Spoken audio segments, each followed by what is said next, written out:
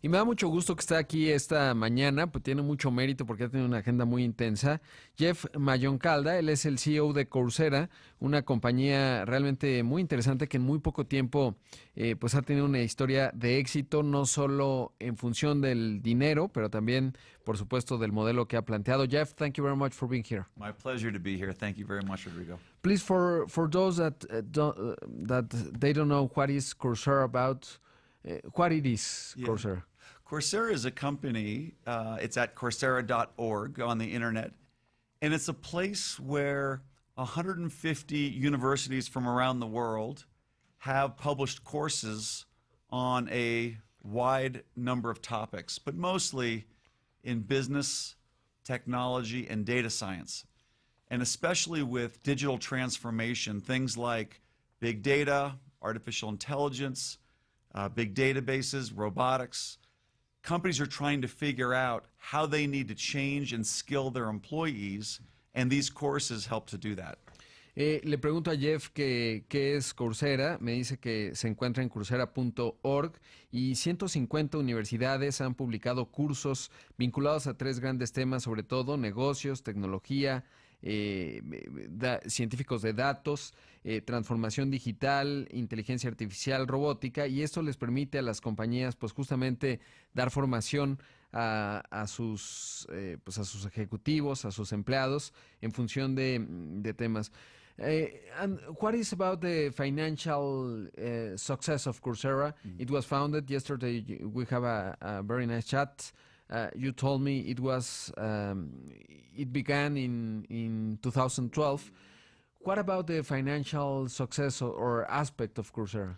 Yeah, so Coursera started with two professors at Stanford University who taught computer science. One of them is Andrew Ng, and he is one of the most famous people in the field of artificial intelligence. He put his course on the internet in 2012, and over 100,000 people from around the world came to take his course. And so he and Daphne Kohler started Coursera and attracted a number of universities to publish courses. Today we have over 2,900 courses across many topics, and the financial model is that anyone can watch the lectures for free, but if you want to take the tests and get a certificate that proves that you know the material, you pay about $29 for a course. So it's very inexpensive, and the courses you can take on a mobile phone, and you can even download them onto your mobile phone so you can watch the courses offline, say, when you're commuting. Le pregunto a Jeff qué hay del aspecto financiero. Me dice que Coursera fue fundada por dos profesores de Stanford, uno muy famoso en temas de inteligencia artificial que se llama Andrew Ng.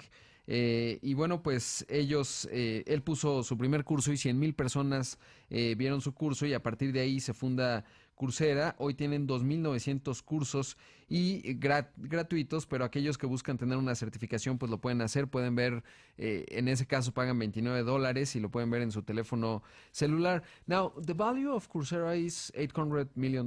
So The far? last round that we did, it was a Series D investment round. It valued the company at about $800 million, yes. Y le pregunto a Jeff que cuál es el valor, la evaluación de Coursera. Me dice que en el levantamiento de capital Serie D tenía una evaluación de $800 millones y lo quería resaltar para darnos una idea de la dimensión de lo que implica pues esta compañía. Now, you have courses in Spanish also, Yes. because there are alliances with universities from Spanish-speaking world, from Mexico, Argentina, Chile, etc. Yes.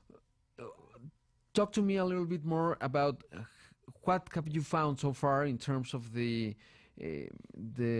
thirst of the speaking Spanish universities in terms to participate in this innovating model. Yeah. Well, we've been very fortunate. 3 years ago, Coursera launched its first courses in Spanish. And like you said, we have a number of university partners. There are 12 universities who have published courses in Spanish, who are in Latin America and in Spain.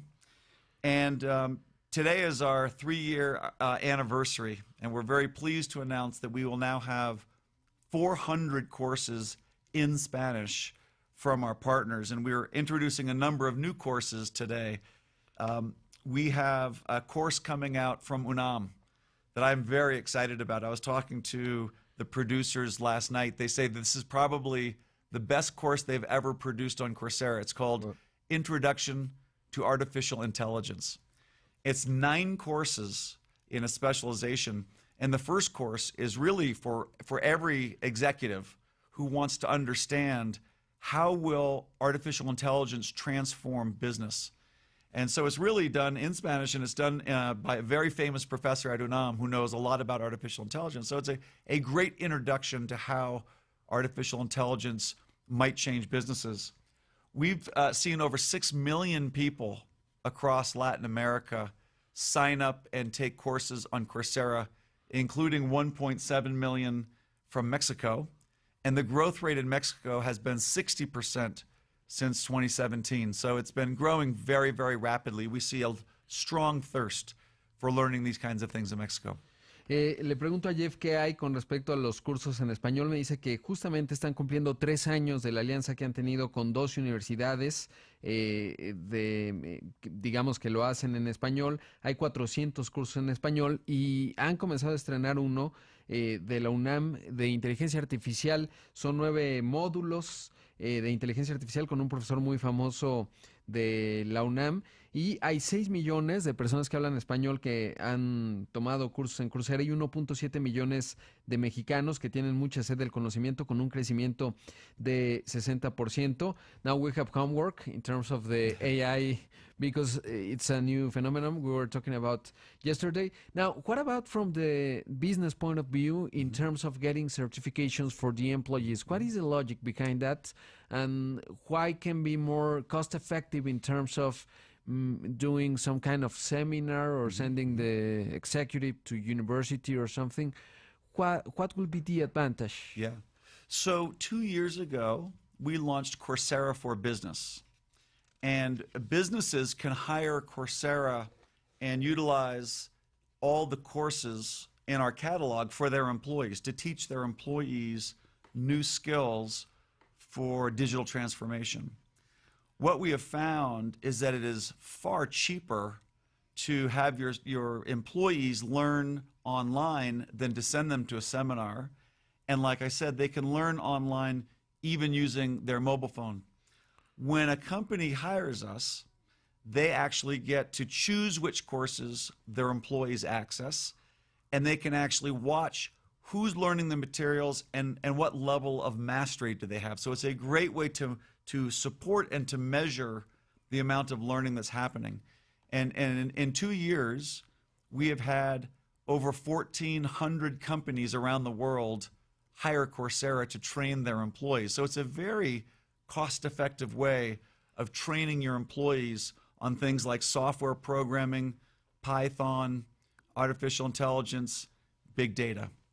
Le pregunto a Jeff cuál es, digamos, la óptica desde el punto de vista de negocios, sobre todo por el lado de las compañías. Me dice que, bueno, pues para los negocios hay un catálogo muy amplio, pero sobre todo que 1,400 compañías ya los han contratado, sobre todo porque pues lo hace más eficiente que mandarlos justamente a un seminario, pero sobre todo permite medir muy bien cuáles son las habilidades que adquieren estas personas y pues los pueden ir formando en distintos temas como Python y inteligencia artificial, etcétera. Jeff, por cierto, me contaba el día de ayer, que me reuní con él un buen rato, pues justamente la posibilidad, por ejemplo, de aquellos que tienen a su cargo, que tienen que contratar científicos de datos, pues que tengan una idea, ¿no?, de cómo funciona esa parte. Now, how do you see an emerging market like Mexico in terms of the opportunity that this can give? Right now, we're going to have a new administration. They have a very ambitious agenda in terms of giving scholarships, internships, etc. What can technology tell and Coursera to a country like Mexico in terms of pushing or having more people with new skills in terms of the 21st century economy? Yeah. The availability of technology like Coursera, where you can take the top university courses online on your mobile phone. And we also, by the way, are announcing today a course from Google translated into Spanish, which is machine learning with TensorFlow. So Google's got TensorFlow as their machine learning service, and now they have a course on TensorFlow. So it's a way for people to learn skills that will be relevant in the future. McKinsey has done a study on automation and technology, and they estimate that over 50% of jobs could be impacted or eliminated because of robotics and artificial intelligence, and new skills will be required. Technology like Coursera allows any company and any student to be able to learn these types of skills, and I think that the government has a chance to help far more people get access to the highest quality of education from universities right here in Mexico, from Tec de Monterrey and from UNAM, for example, with hundreds of courses in Spanish at a very, very small fraction of the price that it would take to actually have them all go onto campus. Me dice Jeff algo muy interesante, por ejemplo, también están lanzando con Google, hoy presentan sus cursos vinculados a TensorFlow, que es, digamos, la plataforma de Google para el Machine Learning.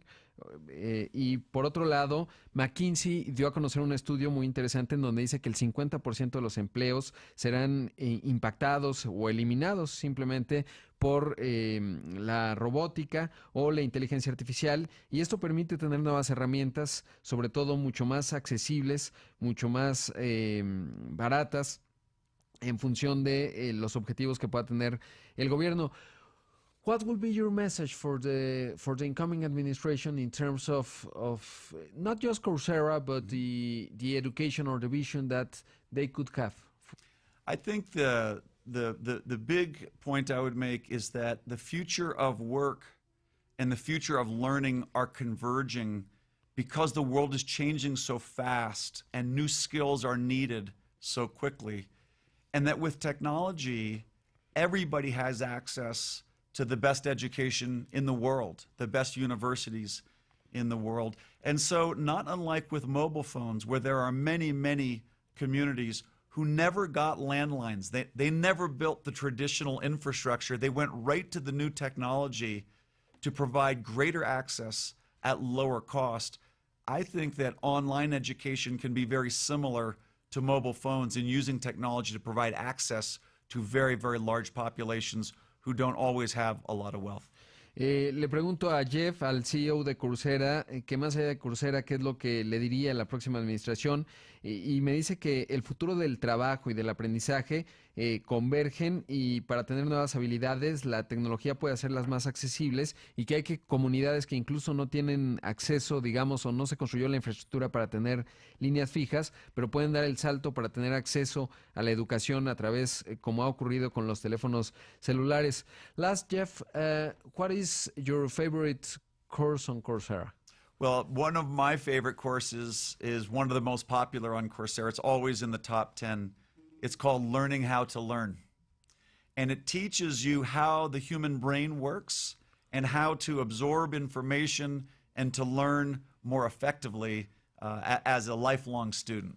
Le pregunto a Jeff, por último, cuál es su curso favorito en Coursera, y me dice que aprender a aprender, o Learning to Learn, que es uno de los cursos que siempre aparecen en el top 10 y que te permite justamente entender y aprender cómo funciona el proceso de aprendizaje. Así que ya tenemos mucha tarea, AI y aprender a aprender. And it's in Spanish and Portuguese. And it's in Spanish, y está en español y también en portugués, así que no hay pretexto. Jeff, thank you very much for being here this morning. My pleasure, Rodrigo. Take care. Have a good stay in Mexico.